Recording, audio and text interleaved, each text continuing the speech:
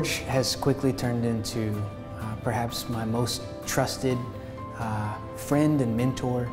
I got to know him early when I was running for the school board, and he took an interest in my platform and what I wanted to try to do for our community. But that quickly evolved into really a working relationship that allows both of us, I think, to try to take really big ideas that we have for our community and turn those ideas into reality. Well, I think it was about 5 or 6 years ago that one of our members introduced me to Jorge Baldor, and it was incredible. Right away, I recognized that he understood what the World Affairs Council was about, and he really had a passion for education.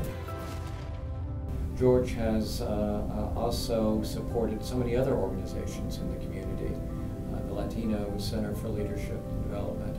That's just, you know, again, he is not just thinking about today, but he's thinking about the future, trying to engage more Hispanics in the political process.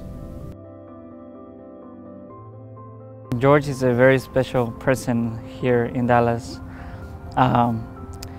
One of the things that I learned from him is that, or that I learned about him, was that most of the things that he actually does to give back to the community, to help the community, he never even tells, you know, most people, or they're not even public. And that's something that I find very unique from an individual who really does things, you know, for the right reasons. He wants to give back to the community.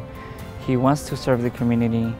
And, you know, we often see people that do that, and, you know, they, you know, with special interest. But with him, you know, I've seen that he doesn't do it, you know, expecting anything in return. And I think that's something that's very special.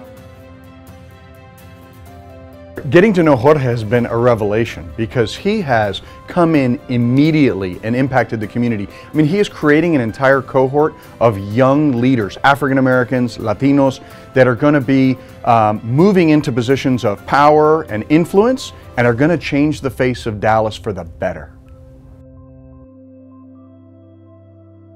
What Dallas has needed and will continue to need are people like Jorge Baldor, visionaries. People who can think of big ideas and then will actually match those thoughts and words with action. That's what makes Dallas great. And I think that George has really set the foundation for future individuals to come behind him to continue to build on that legacy. I think that were we not to have Jorge Baldor, this city would be in a very difficult position, but luckily we do. And so I look forward to continuing to try to learn from him and work with him as we continue to make this city the city that we think it ultimately should be.